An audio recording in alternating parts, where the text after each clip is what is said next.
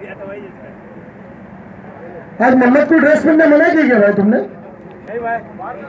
तो बोलता इकबाल में मना किया मेरे को। तलवार रख सभी एक ऐसी काली प्रेस के सामने।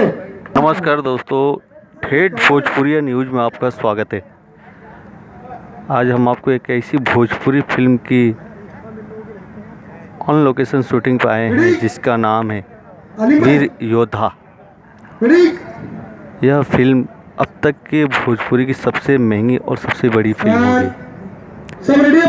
इस फिल्म के हीरो हैं दिनेश लाल यादव उर्फ निरहुआ और इस फिल्म की हीरोइन है अमरपाली दुबे। आप देख सकते हैं मुंबई के मडाई लैंड में इस फिल्म को फिल्माया जा रहा है।